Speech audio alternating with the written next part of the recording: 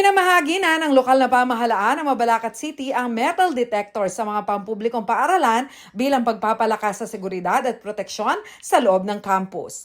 Pinangunahan ni Mayor Jel Aquino ang distribusyon ng nasabing kagamitan kasabay ng pulong kasama ang mga principal at school head kung saan tinalakay din ang pagpapaigting ng school safety and security. Layon umano nito na maiwasan na mangyari sa Mabalacat City ang mga trahedya na may kinalaman sa karahasan sa paaralan. Nakita na yung Tacloban shooting, nag-usap na po kami ni City Administrator at ng mga department heads para po makapag-procure at may distribute po natin kaagad sa ating mga schools po yan. Alam niyo po, time is of the essence, no?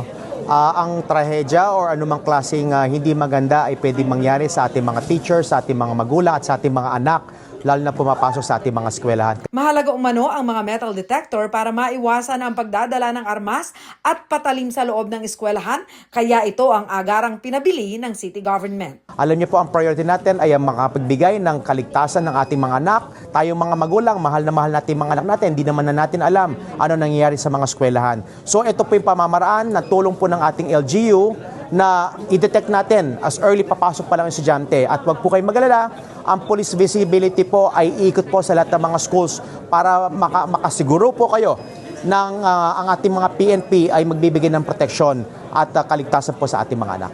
Pinuri naman ng DepEd Mabalacat ang inisyatibo ng lokal na pamahalaan na matulungan sila na mapanatiling ligtas ang mga mag-aaral at guro sa loob ng eskwelahan. Thank you very much dahil agaran ng inyong aksyon. Ngayon at nagkakakulangan na sa pag-supply ng mga metal detectors, nauna na tayo. So thank you very much po kasi maagap kayo sa pagtulong sa amin at sa prioritizing ng education. Very good po sila kasi agad-agad katatapos ng Tacloban, nag-procure na sila, ngayon meron na tayo. Nasa 6 na pong public schools ang nabigyan ng metal detector. Nakatakda ring umanong mamahagi ang Mabalacat City LGU sa mga private school sa syudad. At abangan po, hindi lang po public schools ang mabibigyan, pati po private schools. Pag next orders po natin dumating, mabibigay po sa mga private schools po yan.